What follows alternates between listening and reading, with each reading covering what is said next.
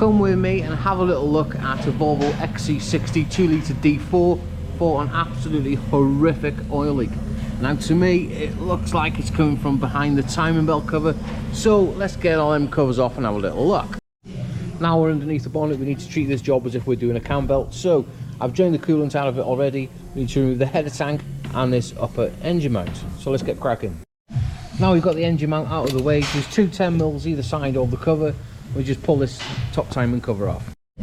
Now we've got the timing belt cover off. I don't know whether you can see it, but everything is just absolutely soaking in oil. So let's dig a little bit further down there. Now we've got the crank pulley off and all the timing marks in accordance to auto data. Everything is lined up properly as it should do. Slacken off your 13 on your tensioner and your timing belt should just pull straight off like so. Well, it's a good job we're replacing this cam belt because it is heavily contaminated with engine oil. Anyway, let's take your car in the air and we'll have a further investigation of this oil leak.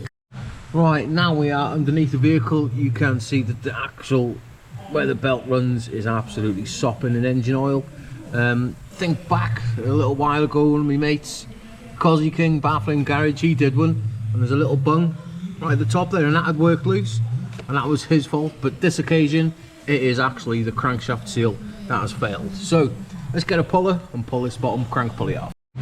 Now to remove this crankshaft pulley, you need a puller on it, a 21mm, and that pulley will just come off ever so nicely. Now we've got the timing pulley off, you can, by the end of this pick here, you can just see where the crankshaft oil seal has failed. Anyway, let's move this plastic and get the seal out. And there you go, that is a crankshaft oil seal and you can see where it's failed now. Anyway, gonna have to wait till the morning till the new one turns up. Right, let's get back to this Volvo XC60 from yesterday, and we have got some brand new OEM parts that have turned up and they're just as cheap as the aftermarket ones. So let's get cracking and start with the water pump first. Now before we fit the water pump, you need to make sure the fascia is like absolutely brand new, otherwise the new gasket will not. Now we've got the new gasket in place. I'm not joking now, but the amount of people that I see putting silicone on gaskets and water pumps, there's no need to unless it's stated otherwise. If it's got a gasket, it doesn't need sealants on it. Anyway, let's get it in and get it torqued up to 17 Newton meters. Just like that. Bloody perfect. Now let's move around to the tensioner bracket, and they have supplied us all with new nuts and bolts ready to be fitted. Now we've got the mount fitted back to the block, we need to jump onto auto data and find out the correct torque settings for the two bolts, which is 30 Newton meters. Get your torque wrench and torque them up. Now let's get this top idler replaced.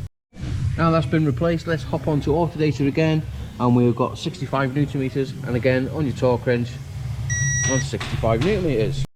Now let's move around to putting this crankshaft oil seal in. If you haven't got the correct tool to slide that seal in, do not panic. Get yourself a little bottle of pop and cut the centre out of it, and I will show you how to use it now.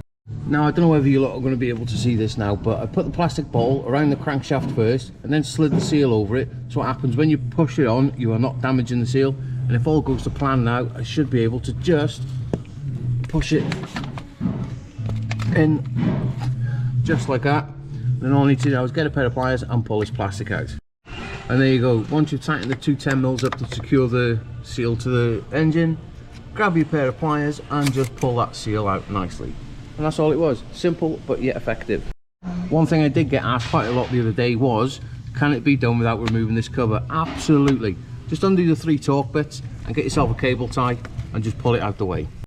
Right, now we're back down to working out. Let's get this Volvo cam belt back on, and you want to start at the crank and work anti-clockwise. Make sure you've got your fuel pump pulley fully clockwise, so when you tighten the belt up, it will just turn ever so slightly. Once you've got your timing belt back on, get the little arrow marked up with a pointer and also torque it up to 24 Newton meters. And then once you've done that, you need to jump around to your fuel pump, and these are 10 Newton meters. Anyway, all I need to do now is turn it over twice and see if the marks line up. And there we have it, the vehicle is back up and running. It's had fresh coolant and a fresh oil and filter change. I've been underneath it, it's up to operating temperature, and we have got no more leaks. Anyway, I'm going to take it for a test drive and we will get it soon.